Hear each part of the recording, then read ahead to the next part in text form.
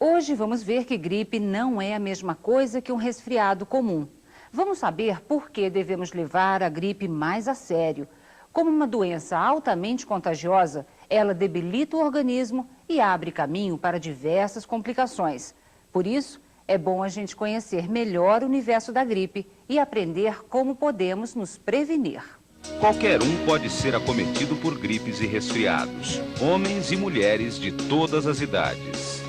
A incidência de gripes e resfriados, ela é comum durante o ano inteiro, mas sem dúvida que nos meses de outono e de inverno, essa incidência aumenta muito. Nós temos tido constantemente, já nos últimos anos, os meses de finzinho de abril, maio, principalmente, e junho, uma incidência muito grande de gripes e resfriados. Isso é, tem-se gripe no Brasil no mesmo percentual, em torno de 10% a 15% da população por ano, do que nós temos também nos países mais frios. Não raras vezes confundimos gripes e resfriados como se fossem a mesma coisa. E, na verdade, são doenças respiratórias diferentes, causadas por agentes distintos.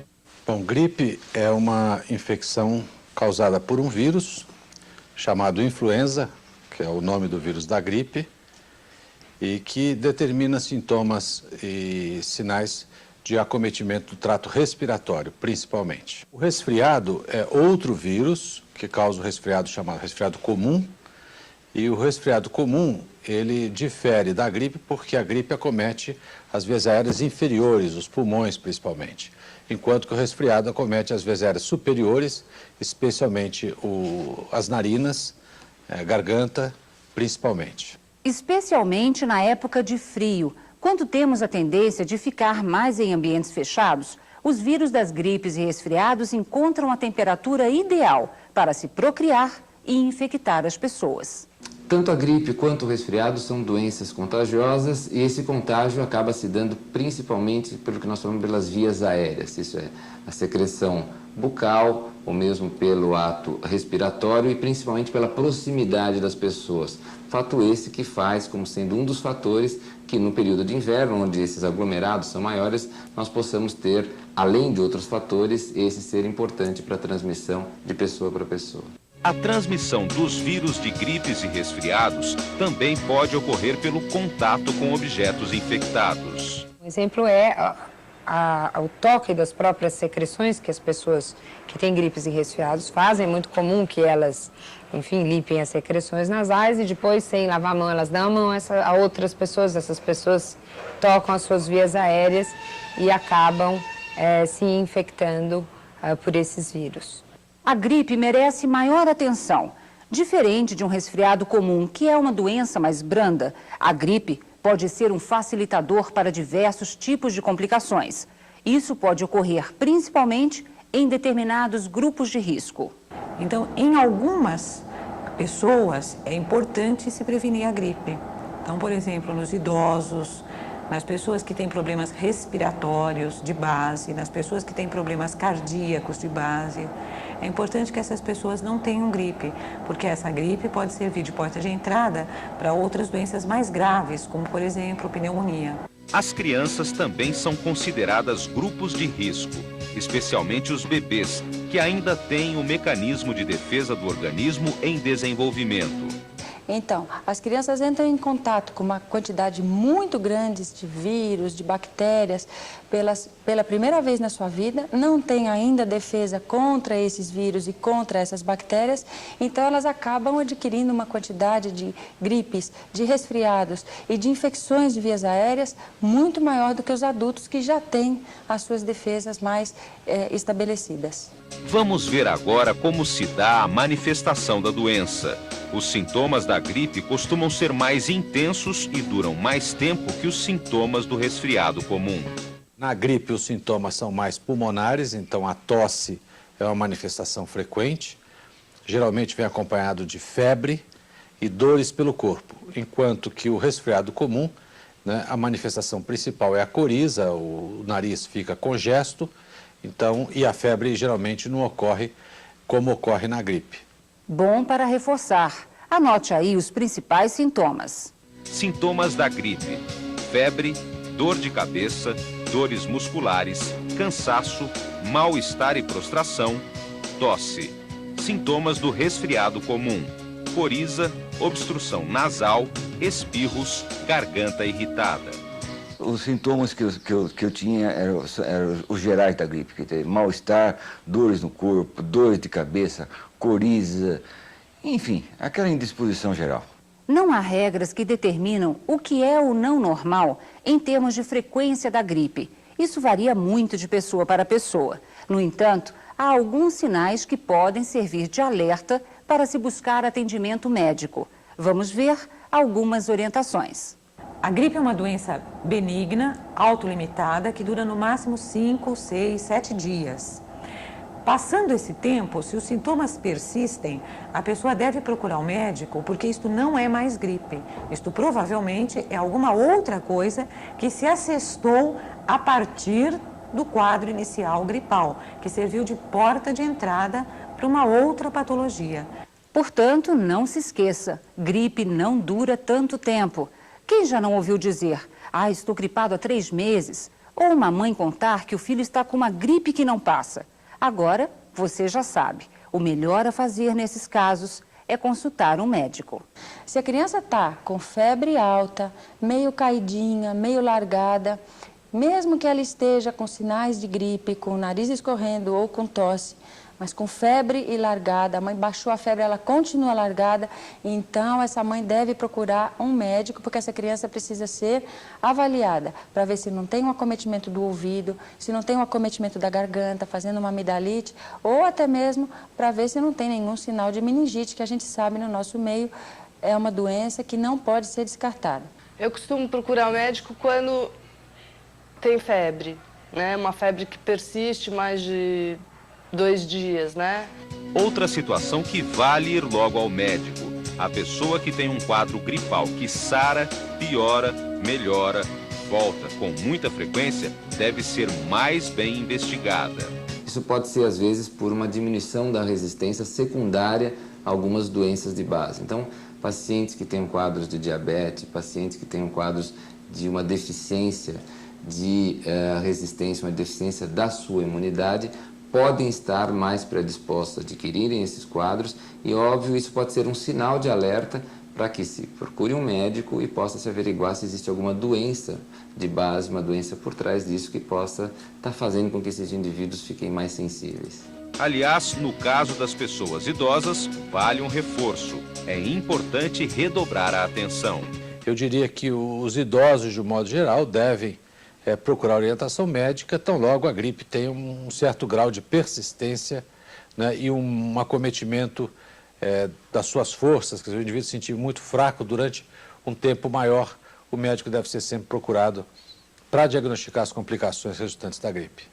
Vale também um alerta especial aos pais. Crianças pequenas são mais suscetíveis ao processo gripal com complicações.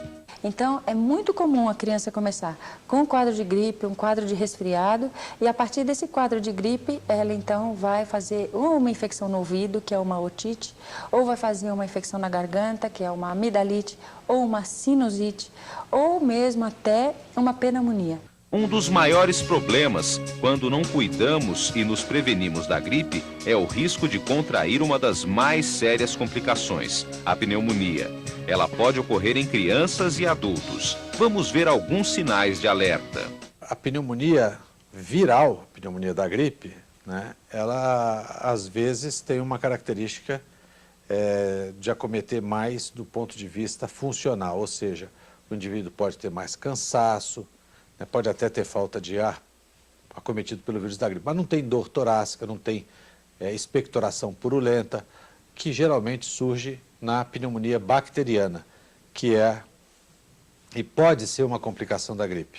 Eu percebi que eu estava com pneumonia quando a minha respiração começou a ficar mais difícil e eu comecei a sentir o catarro mesmo, né, aqui no peito. E aí foi aí que eu percebi, aí fui ao médico, inclusive eu fui com meu filho, os dois, né? Nós dois tivemos pneumonia juntos. A criança que tem pneumonia, ela fica com um pouquinho mais de falta de ar. ela fica mais cansadinha para respirar, a respiração fica um pouquinho mais ofegante. Outra coisa importante é um excesso de secreção. A criança fica respirando com dificuldade e com muita secreção, com muita tosse. E nas pequenininhas, a gente vê às vezes que chama batimento de asa do nariz. O narizinho da criança fica batendo assim, ó, bem criança pequenininha. Ele teve uma gripe assim mais forte, né? Aí começou a apresentar febres assim constante. Aí eu fui parar no pronto-socorro com ele, aí já foi constatado que era pneumonia, né? A gripe que virou pneumonia. As maiores vítimas da associação gripe e pneumonia são crianças e idosos. Aí começou com a gripe e eu fui levando, achando que estava só com gripe. Quando eu fui ver, eu já estava com pneumonia. Aí complicou um pouquinho mais. Teve que fazer um tratamento, tive que tirar radiografias do pulmão e fazer um tratamento mais prolongado, com repouso mais prolongado. Então, é muito comum nós termos um aumento grande de pneumonias, de internações hospitalares, de uma incidência maior até da mortalidade de indivíduos acima dos 60, 65 anos que venham adquirir aquele quadro aparentemente simples gripal, mas que acabem tendo complicações e necessitando, às vezes, de tratamentos específicos, como antibióticos, às vezes até mesmo da própria internação hospitalar. É importante dizer que as doenças respiratórias são, nas crianças pequenas, infelizmente, a maior causa de mortalidade infantil que a gente tem no nosso meio. As doenças respiratórias, principalmente as pneumonias. Então, pneumonia é grave, pneumonia é sério, principalmente em criança com menos de 1 ano. É muito importante a precocidade do diagnóstico e do tratamento da pneumonia. Aliás, tratamento só com prescrição e rigoroso acompanhamento médico. Olha, eu aconselharia aos pais, assim que eles percebessem que a criança está tendo assim, uma febre constante, já procurar orientação médica. Porque a gente passa a medicar e errado, no fim, atrapalha mais o tratamento, né? A gripe é uma doença respiratória ainda cercada por alguns mistérios. É uma infecção que há muito tempo acompanha a humanidade. A gripe ela é uma doença antiga. Segundo relatos da Organização Mundial da Saúde, já na época de Hipócrates 412 a.C., ele já descrevia uma doença semelhante com a gripe. Ao longo da história, já ocorreram algumas mutações intensas do vírus da gripe, chegando a causar verdadeiras pandemias, como a gripe espanhola, a asiática e a de Hong Kong. Em todas elas, a mortalidade foi muito alta. Então é importante diferenciar um pouco essa situação. Quando nós estamos falando da gripe que ocorre todo ano e nós não estamos enfrentando uma pandemia, de modo geral, o curso da gripe é benigno, né, e vai acometer com maior gravidade, especialmente o idoso, e por isso a gente recomenda, inclusive, medidas preventivas para esse grupo específico de pessoas. A gripe em países como nos Estados Unidos é considerada um problema de saúde pública, atingindo por ano de 10 a 20% da população. E, sem dúvida, o impacto socioeconômico da gripe pode ser grande. Ela compromete, às vezes, a capacidade do indivíduo trabalhar. Quer dizer, é uma das causas mais comuns de absenteísmo nas indústrias, nos empregos de modo geral. O vírus da gripe, ele causa um grande impacto na saúde pública, porque a sintomatologia é uma sintomatologia bastante desagradável. O indivíduo infectado necessita de repouso e isso faz com que ele se ausente de escola, de trabalho e caia a produtividade do indivíduo. E ele fica até um pouco com uma certa depressão do organismo após infectado pela gripe. Deixar de trabalhar não dá. Mas é evidente que a minha produção, o meu rendimento caía sensivelmente. Atrapalha o dia a dia demais, atrapalha demais, porque você fica com o corpo todo dolorido e fica sem vontade de fazer nada. Você fica uma pessoa que não tem vontade de nada, só tem vontade de ficar na cama mesmo. Agora vamos esclarecer algumas dúvidas frequentes a respeito da gripe. Uma das mais comuns: gripe tem tratamento? Vale uma orientação. A gripe não tem cura, não existe remédio específico contra a gripe. Então, o que se faz é usar medicamentos que nós chamamos de sintomáticos. Antitérmicos, se a pessoa estiver com febre, analgésicos, se estiver com dor pelo corpo, mas ficar tomando remédios de farmácia, injeções, na verdade, não vão mudar o curso da gripe. O vírus da gripe só é eliminado após o nosso organismo produzir, naturalmente, anticorpos, o que leva, em média, 5 dias a partir do início da doença. A automedicação é um problema. Muita gente acha que gripe é uma velha conhecida e abusa de medicamentos por conta própria, sem medir consequências. Pais e mães nunca devem dar remédios por conta própria para a criança sem ter a orientação do médico. Aquela história de que a vizinha deu, foi bom, o meu primo deu e fez...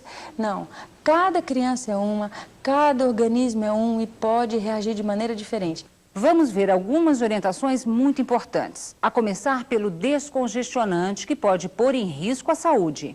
Isso pode intoxicar a criança pequena, levando a um quadro que a criança fica toda roxinha, parece até que ela está tendo uma convulsão, e não é raro chegar aqui no nosso pronto-socorro criança intoxicada com gotinha nasal. Então, nunca usar descongestionante em criança pequena, principalmente as gotinhas nasais.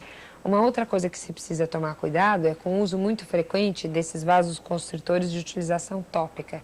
Isso pode levar a uma atonia, se usados cronicamente, desses vasos da mucosa, e a pessoa ficar numa dependência crônica do uso desses vasos constritores, que por sua vez pode levar a problemas tais como anosmia, que é a eliminação praticamente do olfato.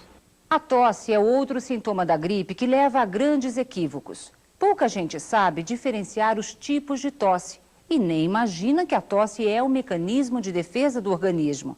Sem conhecimento, os xaropes acabam sendo usados indiscriminadamente. Eles devem ser usados com parcimônia, não só porque eles podem interferir com o mecanismo de defesa, a tosse, como também porque eles têm efeitos colaterais importantes. E os antibióticos podem ser usados por conta própria para combater a gripe? Preste atenção na resposta a esta pergunta. Este é um dos erros mais graves e mais comuns que as pessoas cometem. A gripe não tem terapêutica específica. Portanto, os antibióticos, que são muito úteis no caso de infecções bacterianas, não têm nenhuma utilidade no caso de infecções por vírus, como é o caso da gripe. Então, não se deve utilizar antibióticos para o tratamento da gripe, porque não adiantam, não são úteis para combater o vírus da gripe e, além disso, ainda podem mascarar uma infecção bacteriana mais séria, mais complicada, que venha secundariamente a um episódio gripal. Em caso de dúvidas ou no agravamento de um quadro de gripe, não se automedique. Consulte um médico. A prevenção, sem dúvida, é a maneira mais eficaz de combater a gripe. Uma das medidas adotadas é a vacinação. A vacina contra a gripe, ela funciona e ela é preconizada pela Organização Mundial da Saúde. Então, ela tem uma eficácia de 70% a 80% e ela funciona muito bem, principalmente naqueles grupos de risco, que são as crianças e os idosos e todos aqueles cardíacos, doenças pulmonares, diabéticos. A vacina funciona. Antes de tomar a vacina, eu tinha gripe frequentemente, com complicações maiores porque eu sofro de sinusite. Então, depois que eu comecei a tomar a vacina, não tive mais problemas. A vacina antigripal pode ser tomada por quase todo mundo, porém há determinados casos em que ela é contraindicada. O vírus inativado da vacina é cultivado em células de embrião de galinha. Então, as pessoas alérgicas a ovo não devem tomar vacina. Antes de tomar a vacina, recomenda-se sempre consultar um médico. É a forma mais segura de garantir a sua saúde. Vamos agora esclarecer uma outra dúvida frequente. Mesmo quando vacinadas, algumas pessoas podem ter gripe? Vamos ver uma orientação. A gente sabe o seguinte, a pessoa que tem uma gripe depois de ter sido vacinada, se ela tiver uma gripe pelos mesmos vírus causadores, que são os vírus componentes da vacina, ela pode ter uma gripe mais atenuada, porque existe uma imunidade cruzada, como a gente diz, entre os vírus influenza. Bom, em relação ao efeito colateral da vacina, o que se nota é uma vermelhidão na zona de aplicação.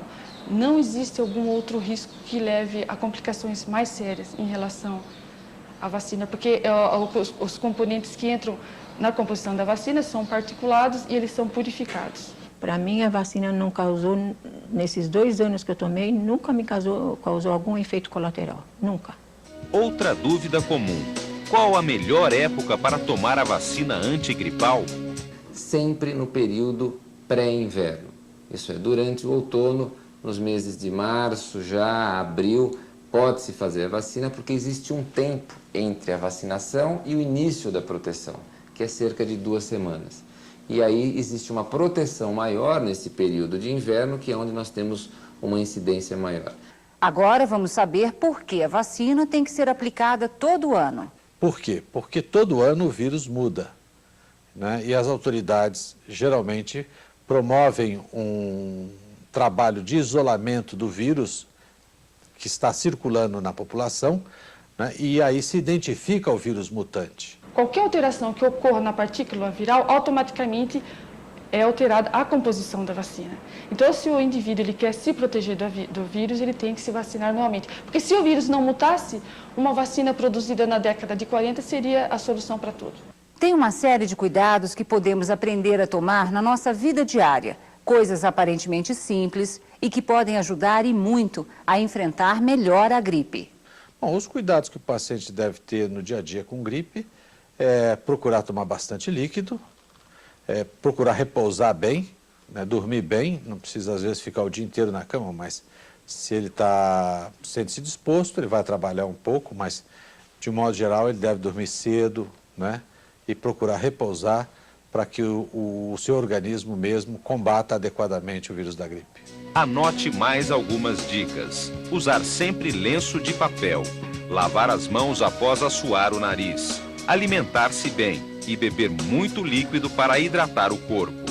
Cada organismo reage de uma maneira, por isso alguns fatores podem facilitar ou não o caminho para a gripe. Tomar gelado, evitar o frio. Tem alguma razão de ser essas recomendações? Uma vez que temperaturas frias, muito frias, ou inversões bruscas de temperatura podem levar à diminuição do batimento ciliar dos cílios da mucosa do trato respiratório superior. E, pela diferença brusca de temperatura, estes cílios podem se agitar com uma velocidade menor do que habitualmente. E é uma barreira que está, então, não preservada e pode facilitar a introdução do vírus da gripe. E atenção, é fundamental evitar o cigarro, especialmente perto de crianças. Isso porque, sem dúvida nenhuma, a fumaça do cigarro aumenta a quantidade de poluentes no ambiente da criança e isso acaba determinando com que as defesas da criança na mucosa diminuam e ela fica mais suscetível de ter gripes e resfriados. Vamos aproveitar e ver mais uma orientação que serve de alerta aos pais. É importante para os pais, para as mães, saberem que não devem levar crianças pequenas, principalmente com menos de 6 meses, recém-nascidos, nem pensar para ambientes muito aglomerados, fechados, onde não há uma circulação de ar efetiva. Agora uma dúvida que vale para todas as idades. Afinal, qual o papel da vitamina C no universo de combate à gripe? Existem algumas sugestões de que a vitamina C possa atuar na prevenção do vírus da gripe pelo reforço do sistema imunológico.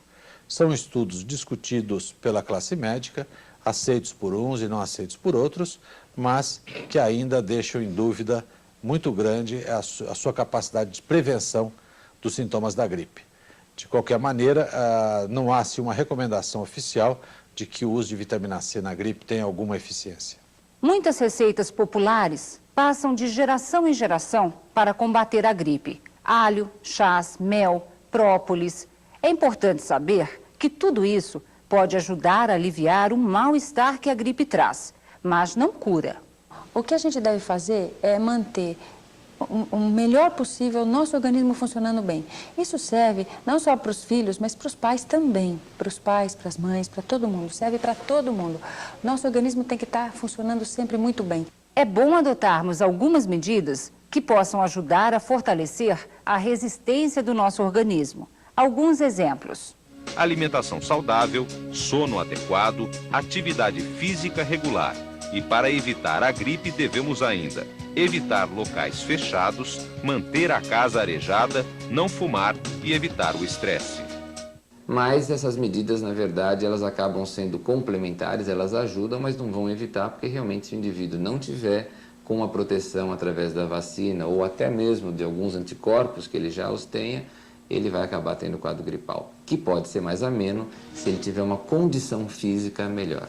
Anote alguns locais onde você pode obter mais informações sobre gripes. Centro de Imunizações do Hospital das Clínicas da Faculdade de Medicina da Universidade de São Paulo. Telefone 011 3069 6392. Instituto da Criança do Hospital das Clínicas da Faculdade de Medicina da Universidade de São Paulo. Telefone 011 3069 8516. Grupo Regional de Observação da Gripe, do Centro de Estudos de Envelhecimento da Escola Paulista de Medicina, da Universidade Federal de São Paulo. E-mail c@grogbrasil.com.br. Como vimos, a gripe é uma doença que nos acompanha há séculos e que devemos levar mais a sério. Para evitar o mal-estar e especialmente as complicações da gripe, o melhor mesmo é adotar medidas de prevenção. E não se esqueça, qualquer dúvida, consulte um médico.